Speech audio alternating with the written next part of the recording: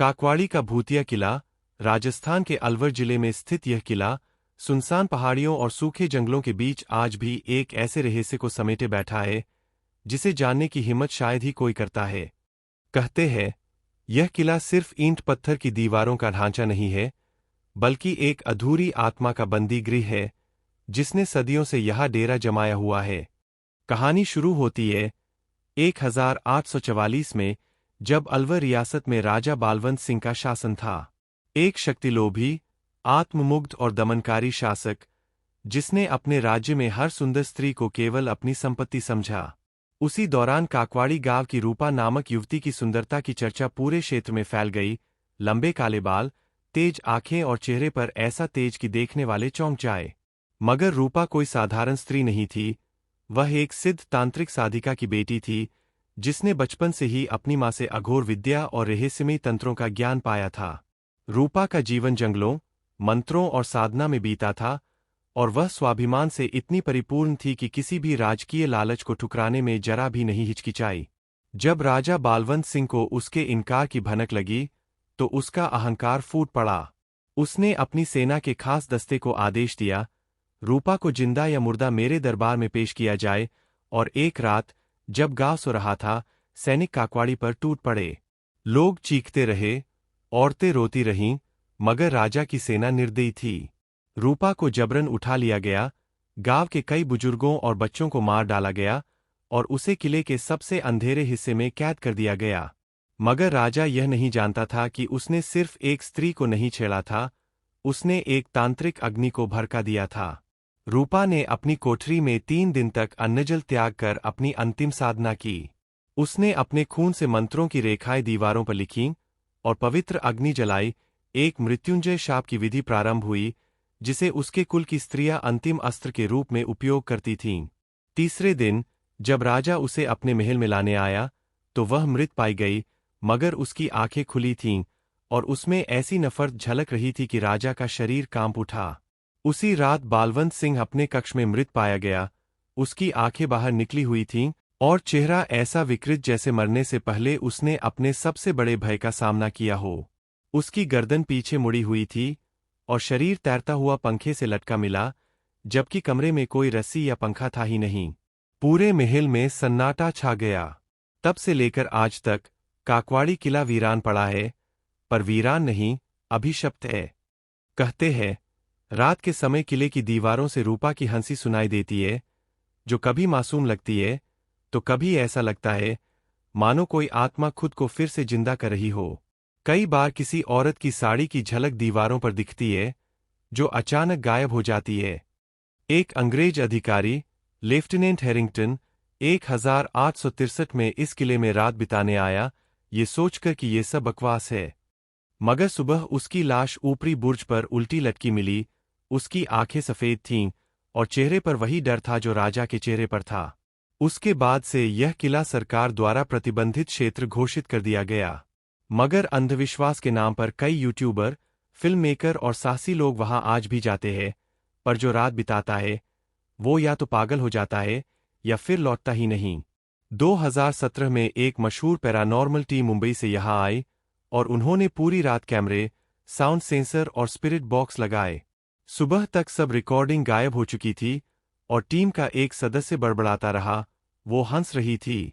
उसकी आंखें मेरे भीतर उतर गईं। वो मुझे जला रही थी।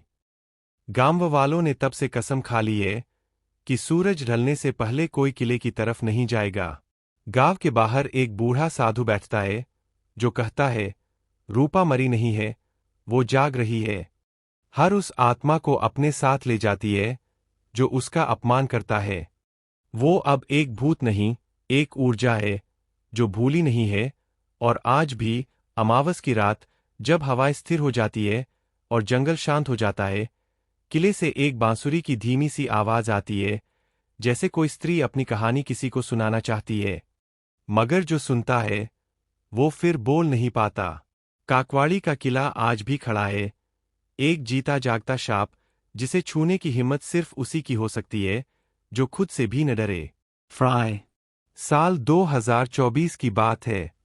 भारत की युवा पत्रकारों में एक नाम तेजी से उभर रहा था, अलिया सेन। 28 वर्ष की यह पत्रकार निडर, तथ्यपरक और बेहद खोजी स्वभाव की थी। उसने कई एक्सपोजे किए थे, मानव तस्करी, भूमाफिया, तंत्र मंत्र के नाम पर चल रहे ढोंग, लेकिन अब वो एक और कहानी की तलाश में थी, ऐसी कहानी जो सिर्फ शब्दों में नहीं, बल्कि अनुभव में भी डर पैदा कर दे। एक दिन, जब वह अलवर में एक मानवाधिकार विषय पर रिपोर्टिंग कर रही थी, तो उसे एक बुजुर्ग महिला मिली, जिसकी आंखों में एक गहरा डर था। उस महिला ने बस एक नाम लिया, काकवाड़ी, और फिर कांपते हुए बोली, उसे मत छेड़ो बिटिया, वहां वो अब भी है। आलिया का खोजी दिमाग भड़क गया। उसने तुरंत पुराने दस्तावेज खंगाले, रियासतकालीन अभिलेख, अंग्रेजी अफसरों की डायरी, यहां तक कि सोशल मीडिया पर डाली गई कुछ गुमनाम वीडियो, जहां कैमरे अचानक बंद हो गए थे, और हर वीडियो के नीचे एक ही वाक्य था, शी नेवर लेफ्ट, यानी वो कभी गई ही नहीं। आलिया ने तय किया कि वह इस किले में रात गुजारेगी।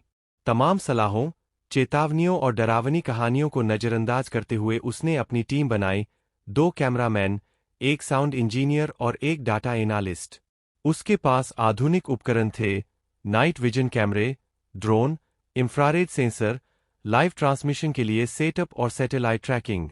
किले के प्रवेशद्वार पर जब वह पहुंची, तो गांव के मुखिया ने फिर चेतावनी दी, रूपा अब एक आत्मा नहीं, वह चेतन शक्ति है। वो उस हर औरत में समा जाती है, जो उसकी पीड़ा को समझती है। अगर तुम सच की तलाश में गई हो तो लौटना मुश्किल नहीं, पर अगर प्रसिद्धि की चाह में गई हो, तो तुम्हारा चेहरा फिर सिर्फ तस्वीरों में दिखेगा। आलिया मुस्कुराई, कैमरे ऑन हुए, और वह किले में दाखिल हुई। रात के 10:17 बजे। शुरुआत में सब सामान्य लग रहा था, दीवारें टूटी हुईं, हर तरफ झाड़ियां, पक्षियों की हल्की आवाजें। मगर जैसे ही वह उस पुराने तहखाने में पहुंची जहां रूपा को कैद किया गया था, कैमरों की स्क्रीन डिस्टर्ब होने लगी। ब्लैक एंड व्हाइट तस्वीरें उभरने लगीं, जिसमें एक महिला की झलक दिखाई दी, लंबे बाल, पीठ की ओर मुड़ी हुई, और धीरे धीरे दीवार पर कुछ लिखती हुई। आलिया ने दीवार पर टॉर्च डाली, वहां अब भी खून से लिखे मंत्र थे, जिन्हें आधुनिक तांत्रिकों ने शक्ति, मुक्ति का द्वार कहा था। अचानक साउंड रिकॉर्डर पर एक महिला की बुदबुदाहट सुनाई दी, मुझे मत भूलो, मैं अब भी यहां हूं। टीम के बाकी सदस्य घबरा गए, एक कैमरामैन बाहर भाग गया, मगर गेट बंद हो चुका था, जैसे किसी अदृश्य ताकत ने उन्हें अंदर बंद कर दिया हो। आलिया ने तय किया कि अब पीछे नहीं हटना है। वह अकेली सबसे अंदर के कक्ष में गई, जहां से कभी राजा बालवंत सिंह की लाश मिली थी। जैसे ही वह कमरे में दाखिल हुई, एक तेज झोंका आया और दरवाजा खुद से बंद हो गया। कैमरे बंद हो गए, मगर आलिया का फोन रिकॉर्ड कर रहा था। उसने खुद को रिकॉर्ड करते हुए कहा, अगर मैं ना लौट सकूं, तो लोग जाने कि यह किला सिर्फ भूतों का नहीं, एक अन्याय का स्मारक है, जो अब तक न्याय चाहता है। फिर अचानक अंधेरे में एक हल्की नीली रोशनी फैली, और सामने प्रकट हुई रूपा की आत्मा, मगर वह डरावनी नहीं थी, शांत थी, आहत थी, और उसकी आंखों में सिर्फ एक बात थी, तुम समझती हो ना? आलिया की आंखों से आंसू बहने लगे। उसने कहा, हाँ, मैं समझती हूं, तुम मरी नहीं थी, तुम्हें मार दिया गया था। रूपा की परछाई मुस्कराई, उसकी चूड़ियों की खनक हवा में गूंजी, और आलिया को ऐसा लगा जैसे कोई उसके कंधे को छूकर कह रहा हो, अब तुम मेरी गवाही बनो। तभी किले की दीवारों से तेज रोशनी निकलने लगी, सारे मंत्र जल उठे, और दरवाजा खुद ब खुद खुल गया। सुबह 4 बजे जब गांव के लोग बाहर पहुंचे तो देखा, आलिया अकेली बाहर बैठी थी, होश में मगर शांत, और उसके पास एक डायरी थी, रूपा की आत्मक था। वह अब लिखने लगी थी, एक स्त्री की कहानी, जिसे बंद कर दिया गया था, अब वह दुनिया के सामने खुलेगी, मगर कहानी यही खत्म नहीं होती। आलिया जब अपने चैनल पर वह वीडियो दिखाने पहुंची, तो उसकी रिकॉर्डिंग धुंधली हो गई थी। सिर्फ एक ऑडियो बचा था, रूपा की आवाज, जो कह रही थी, अब मैं हर उस स्त्री में हूं, जो अन्याय के खिलाफ खड़ी होती है। मैं अब शाप नहीं, शक्ति हूं। और तब से काकवाड़ी का किला एक नया रूप लेने लगा। वहां अब भी रात में कोई नहीं जाता, मगर दिन में एक नीली रोशनी अक्सर बुर्जों पर दिखती है, जैसे कोई आत्मा अपहरेदारी कर रही हो। जो समझ से आए, वो शक्ति बन जाए, यही रूपा की आत्मा का अंतिम संदेश था। आलिया ने आज तक शादी नहीं की, उसने खुद को रूपा की कहानी और उन हजारों स्त्रियों की कहानियों को आवाज देने में समर्पित कर दिया। वो कहती है, मैं अब सिर्फ पत्रकार नहीं, एक गवाह हूँ, उस आत्मा की जो कभी नहीं मरी, और काकवाड़ी किला आज भी खड़ा है, अडिग, मौन, मगर हर सांस में गूंजता हुआ, मैं अब भी यहाँ हूँ।